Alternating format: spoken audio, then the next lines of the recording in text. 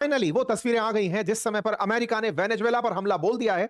और यह हमला कितना भीषण है, कितना घातक है, इसका अंदाजा आप केवल इस बात से लगा लीजिए कि राष्ट्रपति का कोई अता पता नहीं है। और अगर हम ट्रंप की माने तो राष्ट्रपति शायद उठा लिए गए हैं। क्या है इस पूरी कहानी का मतलब, कब से शुरू हुआ हमला, क्या है अपडेट, सारी जानकारी हो चुका है। और वेनेजुएला के ऊपर अमेरिकी हमले के बाद के दृश्य फिलहाल आपके सामने है। किस तरह से वेनेजुएला की राजधानी काकेशस पर हुए इन हमलों को आप यहां पर देख रहे हैं, किस तरह से यहां पर बड़ी बड़ी इमारतों के साथ में उठता हुआ धुआं दिखाई दे रहा है। कुल मिलाकर के मिस्टर पीस प्रेसिडेंट पिछले साल शांति दे रहे थे, इस साल की शुरुआत में अशांति दे रहे हैं।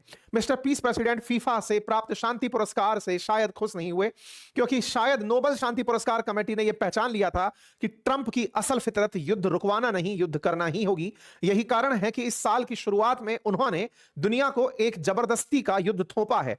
उन्होंने वेनेजुएला पर जिस तरह से हमला किया, वो हमला एक संप्रभु राष्ट्र पर, जिस राष्ट्र की अपनी खुद की स्वतंत्रता है, जो खुद से खुद के डिसीजन लेने के लिए फ्री है, उस पर हमला करके किस तरह से शक्तिशाली राष्ट्र किसी दूसरे देश को मिटा सकते हैं, यह दर्शाने का प्रयास किया है। और अगर यह घटना इस तरह से देखी जाए कि अगर अमेरिका दुनिया में इतना शक्तिशाली है, तो जो राष्ट्र उसके सामने नहीं खड़े हो सकते, वो उन पर कभी भी किसी समय भी हमला कर सकता है। तो इस विश्व में यूएन जैसी संस्थाओं का क्या हुआ, यूनाइटेड नेशंस ने जिस तरह से P5 समूह बनाया हुआ है, सिक्योरिटी काउंसिल के 5 देश बनाए हुए हैं जिनका उद्देश्य है कि किसी भी संप्रभु देश पर इस तरह से हमला नहीं होगा, उनके औचित्य का क्या हुआ। और तो और, क्या अब वेनेजुएला के समर्थन में चीन और रूस कोई कार्रवाई करेंगे, आज के सेशन में सभी जानने का निशाना बनाया जा रहा था। बाद में फिर इनके ऑयल टैंकर्स को सीज किया जाना शुरू हुआ, तब समझ में आया कि असली कहानी ड्रग्स की नहीं है, इनके तेल की है। और अब वो आपके सामने आकर आ चुका है। तो अब बड़ा सवाल पुतिन के ऊपर भी आ चुका है, क्योंकि दुनिया के अंदर अगर पावर बैलेंस करने की बात आती तो रूस को अभी तक काउंटर पावर माना गया, कि अमेरिका हमेशा रूस के डर से ऐसा नहीं करता था,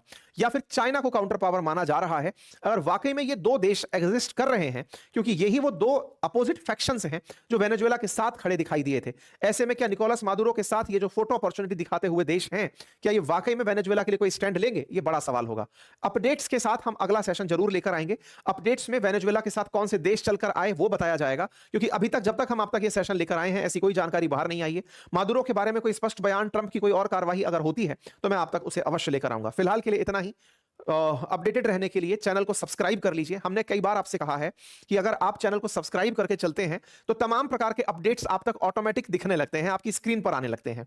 अगर आप सब्सक्राइब करेंगे तो आप तक नोटिफिकेशन भी पहुंचेगा। इसका कोई चार्ज नहीं है, चैनल पर जाकर बस सब्सक्राइब का बटन दबा दीजिए।